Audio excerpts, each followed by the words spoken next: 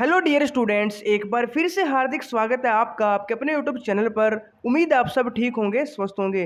दोस्तों, आज की वीडियो आप सभी के लिए बहुत ही ज़्यादा इंपॉर्टेंट होने वाली है, क्योंकि इस वीडियो में मैं आपको बताने वाला हूं कि जवाहर नवोदय विद्यालय प्रवेश परीक्षा क्लास 9th के लिए अब की बार क्या सिलेबस और क्या एग्जाम पैटर्न रहने वाला है। दोस्तों, पिछली बार की अपेक्षा अब की बार थोड़ा चेंज किया गया है, तो वीडियो को शुरू से लास्ट तक बिल्कुल ध्यान से जरूर देखिएगा, ताकि आपको दोस्तों अच्छे से समझ में आ जाए क्या सिलेबस है, कितना आपको पढ़ना पड़ेगा अगर आपको सिलेक्शन चाहिए। तो पूरी बात दोस्तों इस वीडियो में मैं आपको बताऊंगा।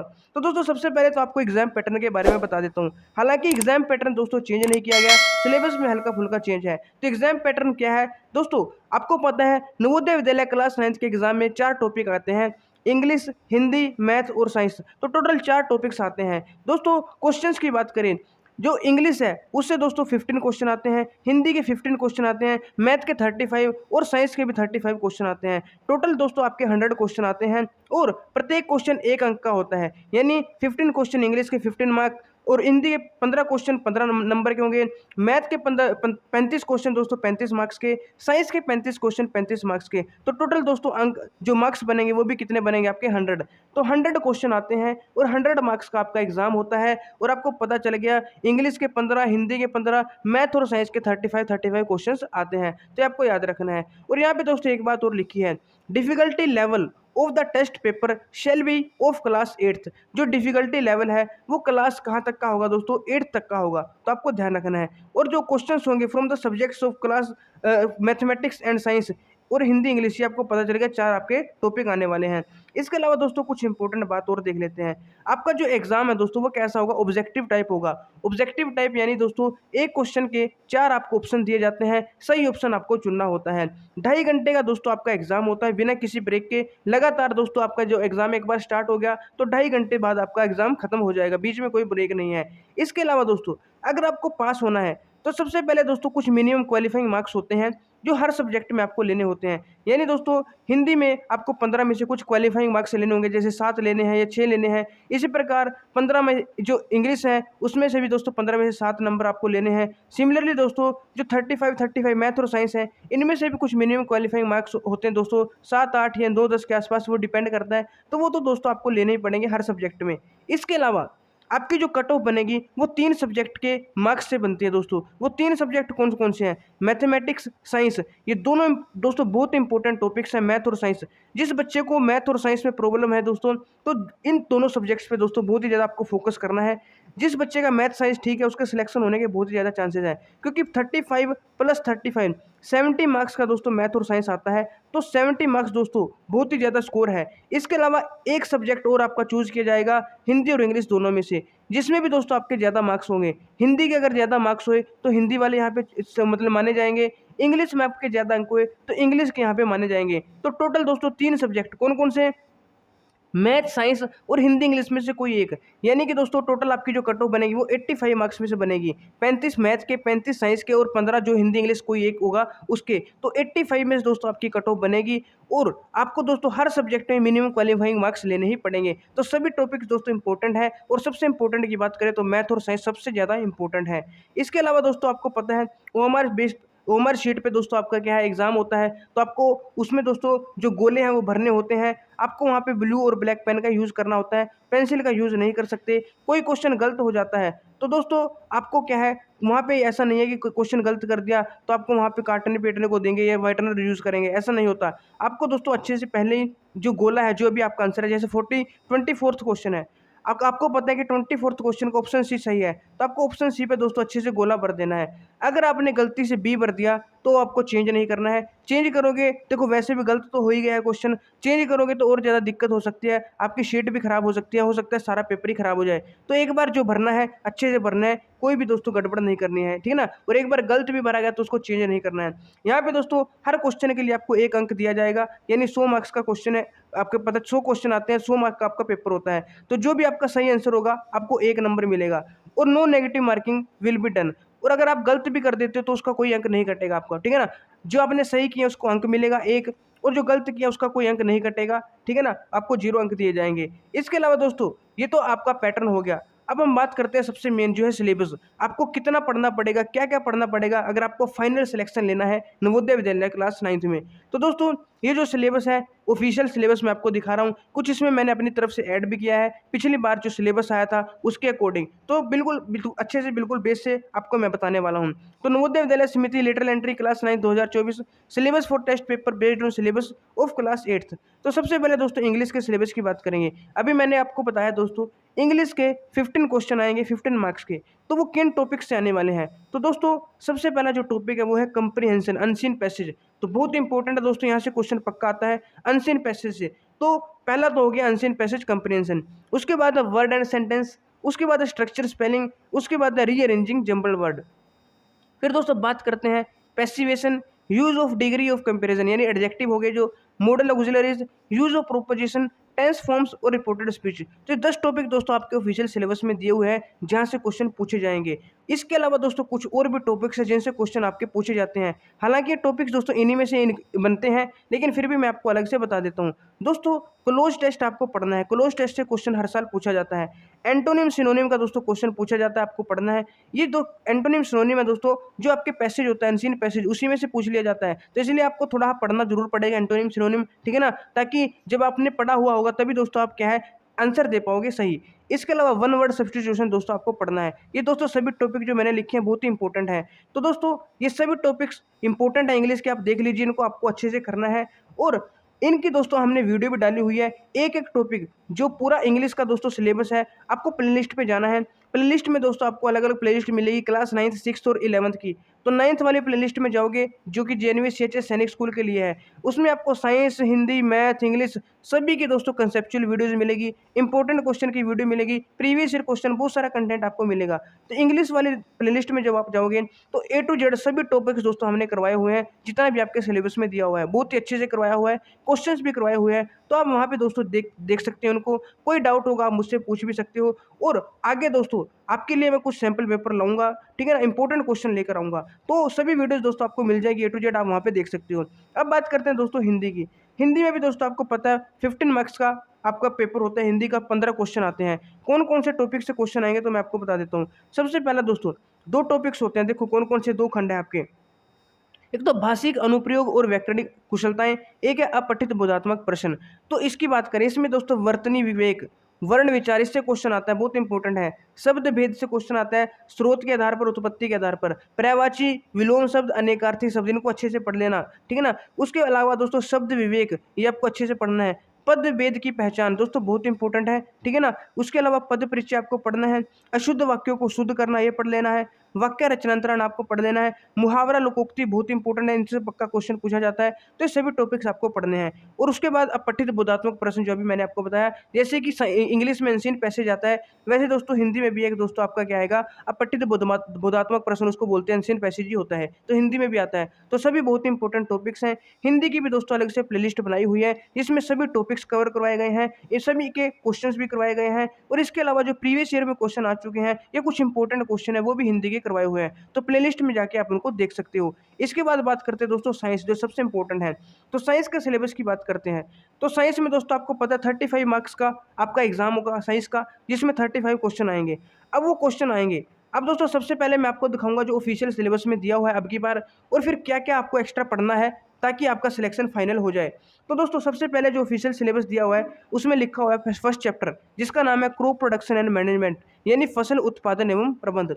इसमें दोस्तों कुछ टॉपिक दिए हैं, agriculture practices, basic practices of crop production, preparation of soil, agriculture implements, sowing, adding manures and fertilisers, irrigation, protection from weeds, harvesting, storage, food and from animals. तो बहुत सारे टॉपिक्स हैं जो हमने कवर करवाए हुए हैं, तो आप प्लेलिस्ट में देख सकते हो। तो ये सभी टॉपिक्स दोस्तों आपको अच्छे से पढ़ने हैं फर्स्ट चैप्टर। सिमिलरली दोस्तों सेकंड चैप्टर आपका माइक्रो ऑर्गेनिजम्स, फ्रेंड्स एंड फो, यानी कि सूक्ष्म जीव, मित्र एवं शत्रु। इसमें दोस्तों आपको पढ़ना है माइक्रो ऑर्गेनिजम्स क्या है, कहाँ रहते हैं, ठीक है ना, इनके यूज़ क्या है, इनके ये हमारे लिए हार्मफुल है या इनके फायदे क्या है, नुकसान क्या है, सभी पढ़ना है। प्रिजर्वेशन क्या है, नाइट्रोजन फिक्सेशन, ठीक है ना, और नाइट्रोजन साइकिल, तो सभी टॉपिक्स आपको अच्छे से पढ़ने हैं, ठीक है ना। उसके अलावा दोस्तों तीसरा चैप्टर दिया है कोल एंड पेट्रोलियम, कोयला एवं पेट्रोलियम। तो कोयला एंड पेट्रोलियम में ये सभी टॉपिक आपको पढ़ने हैं, कोल, पेट्रोलियम, नेचुरल गैस और कुछ नेचुरल रिसोर्सेज हैं जो कि लिमिटेड है उनके बारे में। फिर दोस्तों आपको पढ़ना है चौथा चैप्टर कंबशन एंड फ्लेम, यानी कि दहन और ज्वाला, कंबशन के बारे में पढ़ना है। कंट्रोल कैसे कर सकते हैं फायर को, कंबशन के टाइप, फ्लेम क्या होती है, फ्लेम का स्ट्रक्चर, फ्यूल क्या है, फ्यूल एफिशिएंसी क्या है, तो इनके बारे में आपको पढ़ना है। उसके बाद chapter 5 conservation of plants and animals, पौधे एवं जंतुओं का संरक्षण। इसमें आपको डिफोरेस्टेशन और उसके कोजेज पढ़ने हैं, कंसीक्वेंसेज ऑफ डिफोरेस्टेशन पढ़ना है, conservation of forest and wild life पढ़ना है, बायोस्फीयर रिजर्व क्या है, फ्लोरा एंड फोना क्या है, एंडेमिक स्पीसीज कौन सी होती है, वाइल्ड लाइफ सेंचुरी क्या है, national park, red data book, migration, recycling of paper, reforestation. तो ये सभी टॉपिक्स दोस्तों इस चैप्टर में आपको पढ़ने पड़ेंगे। इसके अलावा दोस्तों चैप्टर 6 है रिप्रोडक्शन इन एनिमल्स, जंतुओं में जनन। तो इसमें दोस्तों modes of reproduction, sexual reproduction, asexual reproduction, ये सभी दोस्तों आपको पढ़ने पड़ेंगे। इसके अलावा दोस्तों 7वां चैप्टर जो आपका दिया हुआ है सिलेबस में वो है reaching the age of adolescence, यानी किशोरावस्था की ओर। तो ये भी बहुत इंपॉर्टेंट है दोस्तों। इसमें आपको एडोलेसेंस एंड प्यूबर्टी के बारे में पढ़ना है, प्यूबर्टी के टाइम क्या क्या चेंज आते हैं, सेकेंडरी सेक्सुअल कैरेक्टर्स क्या होते हैं, role of hormones in initiating reproductive functions, reproductive phase of life in humans, how is the sex of baby determined, बहुत इंपॉर्टेंट है, hormones other than sex hormones वो आपको पढ़ना है, role of hormones in completing the life history of insects and fruits, बहुत important है। इसके अलावा रिप्रोडक्टिव हेल्थ, ये सभी टॉपिक्स दोस्तों आपको पढ़ने हैं। इसके बाद बात करते हैं दोस्तों चैप्टर 8 की, फोर्स एंड प्रेशर यानी बल तथा दाब। इसमें सबसे पहले फोर्स के बारे में पढ़ना है। फोर्स क्या है, पुश और पुल है।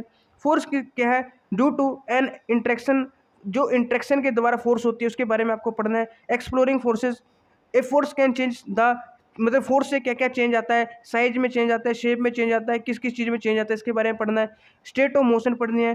Force can change the shape of an object, ये लिखा हुआ है। कंटैक्ट फोर्सेज कौन सी है, नॉन कंटैक्ट कौन सी है, बहुत इंपॉर्टेंट है।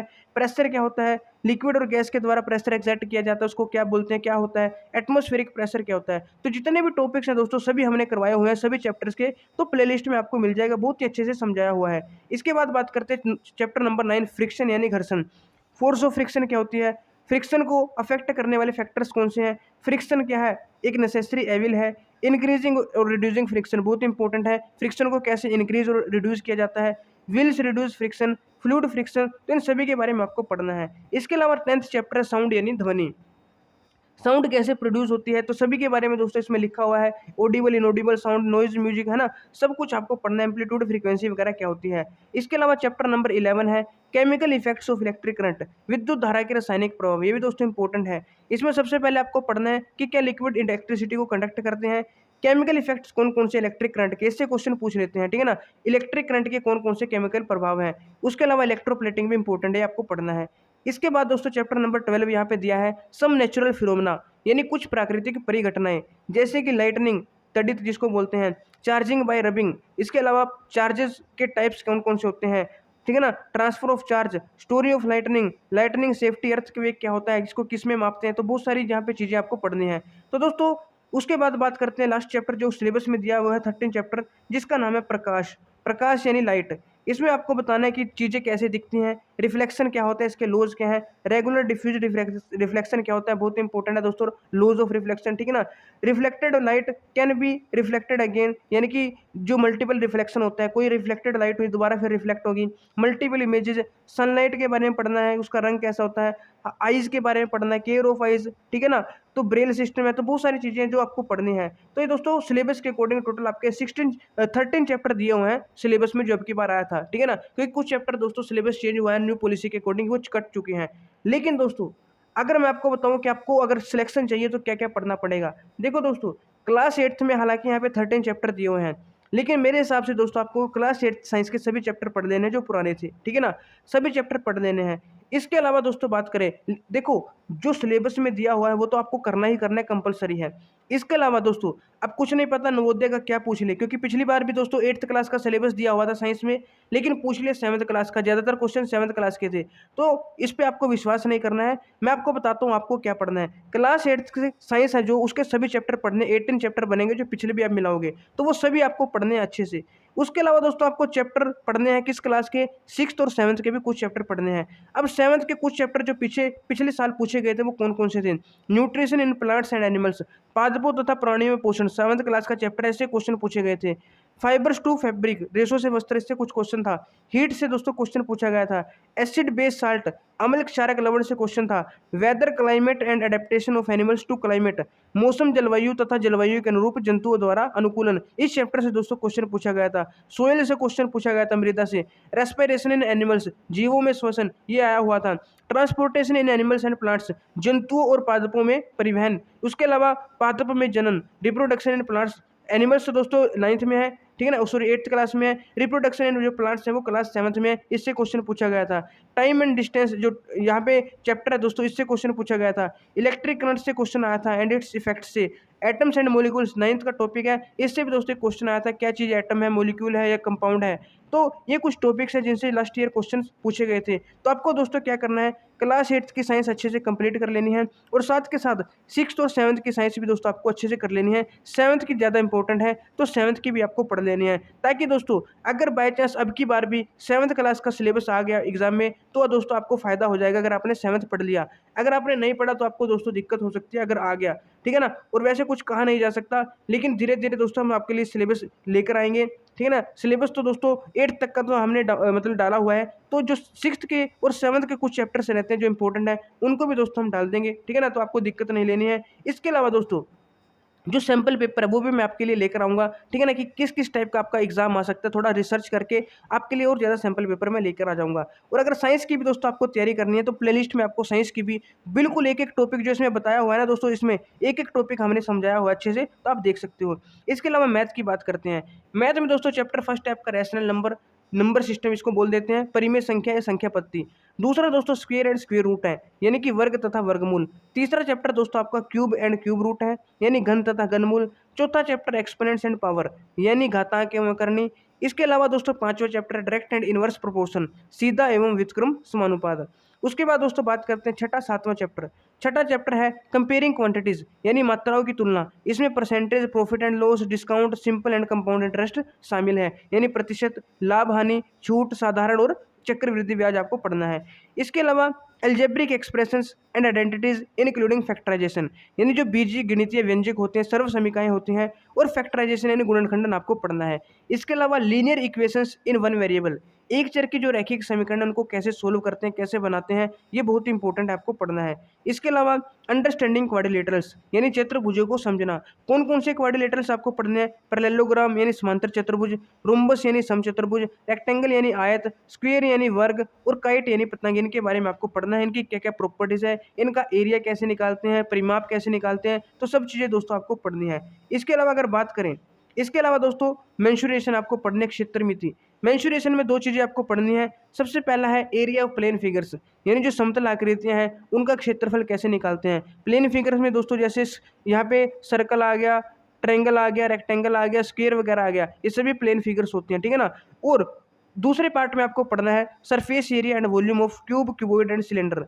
घन, घनाभ, बेलन, क्यूब, क्यूबॉइड, सिलेंडर है, इनका सरफेस एरिया कैसे निकालते हैं, क्या फॉर्मूला है, इनकी वॉल्यूम कैसे निकालते हैं, क्या फॉर्मूला है, तो सभी चीज़ें दोस्तों आपको अच्छे से पढ़नी है। उसके अलावा दोस्तों हमारा लास्ट चैप्टर है डाटा हैंडलिंग, यानी आंकड़ों का प्रबंधन। इसमें आपको बार ग्राफ यानी दंडारेख पढ़ना है, पाई चार्ट यानी वृत्त चित्र, ऑर्गेनाइजिंग डाटा, आंकड़ों का संगठन, प्रोबेबिलिटी यानी प्रायिकता, बहुत इंपॉर्टेंट है, इससे भी क्वेश्चन आता है, तो ये सब चीज़ें आपको पढ़नी है। तो मैथ में ज़्यादा कुछ चेंज नहीं है, ठीक है ना। मैथ में दोस्तों जो पहले आता था वो थोड़ा हाई लेवल का फर्क पड़ता है, वही सिलेबस है, हिंदी इंग्लिश का वही सिलेबस है। साइंस में तो दोस्तों इन्होंने पिछली बार कुछ गड़बड़ कर दी थी, कुछ 7th के क्वेश्चन पूछ लिए थे, तो आपको कोशिश करनी है क्लास 8th और क्लास 7th दोनों की साइंस अच्छे से पढ़ लेनी, ताकि आपको कोई दिक्कत ना आए। तो दोस्तों ये आपका सिलेबस है, मैंने हिंदी इंग्लिश दोनों मीडियम में यहाँ पे कन्वर्ट कर दिया था मैथ का, और साइंस का भी चैप्टर के नाम तो हिंदी में भी लिख दिया है, ताकि आपको दिक्कत ना हो, ठीक है। तो दोस्तों अगर आपको चाहिए इस पूरे सिलेबस का सोल्यूशन, ठीक है ना, तो आपके लिए दोस्तों मैं बार बार बता रहा हूँ, प्लेलिस्ट में जाना, वहाँ पे आपको दोस्तों सभी वीडियोस मिल जाएंगी। हमने कंसेप्चुअल वीडियोस अलग से बनाई हुई है, जिसमें आपको चैप्टर समझाया हुआ है,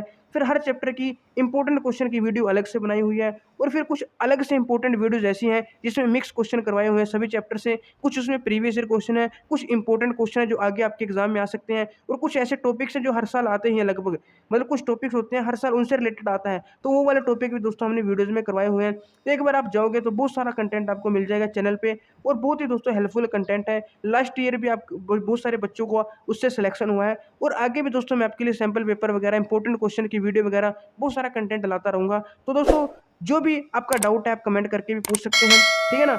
अगर आपको दोस्तों जो हमने कंटेंट डाला हुआ है उसकी पीडीएफ चाहिए तो आप व्हाट्सएप ये टेलीग्राम ग्रुप हमारा ज्वाइन कर सकते हैं। व्हाट्सएप ग्रुप पे आपको जो भी हमारा मतलब अपडेट्स रहती है वो मिलती रहती है, टेलीग्राम ग्रुप पे मिलती रहती है। स्टडी मटेरियल आपको टेलीग्राम पे मिलेगा, क्योंकि व्हाट्सएप पे जो बाद में ज्वाइन करते हैं उनको शो नहीं होता है, इसलिए हम टेलीग्राम पे सारा जो भी स्टडी मटेरियल है वो डाल देते हैं, ताकि अगर कोई स्टूडेंट बाद में ज्वाइन करे उसको भी वो शो हो जाए, उसको भी वो मिल जाए। तो टेलीग्राम ग्रुप पे आपको स्टडी मटेरियल मिलेगा, ठीक है ना। व्हाट्सएप पे दोस्तों आपको छोटी मोटी पीडीएफ्स मिलती रहती हैं या कोई भी जानकारी है वो मिलती रहती है, तो इन ग्रुप को भी आप ज्वाइन कर लेना। चैनल को दोस्तों सब्सक्राइब नहीं किया तो प्लीज़ चैनल को सब्सक्राइब जरूर कर लेना, ठीक है ना। चैनल को सब्सक्राइब करोगे तो आपके पास हर वीडियो की नोटिफिकेशन आसानी से पहुंच पाएगी। और वीडियो को लाइक जरूर कीजिए दोस्तों, आप लोगों के लिए मेहनत कर रहे हैं, ठीक है ना। ठीक है, तो वीडियो को लाइक जरूर किया करो, हमें भी दोस्तों मोटिवेशन मिलता है आप लोगों के लिए और ज़्यादा मेहनत करने के लिए। और जितने भी आपके साथी हैं जो नवोदय विद्यालय की तैयारी कर रहे हैं क्लास 9th के लिए, उनको इस वीडियो को शेयर भी जरूर कर दीजिएगा, ताकि उनको भी सिलेबस पता चल जाए कि कैसे करना है, कहाँ से करना है, और वो भी एक अच्छी प्रिपरेशन कर सके और सिलेक्शन ले सके। तो दोस्तों ये आपके लिए वीडियो थी, आज के लिए इतना ही। मिलता हूँ आपको एक और नई वीडियो में, तब तक के लिए मेरे साथ जुड़े रहिएगा। जय हिंद, जय भारत, जय नवोदय।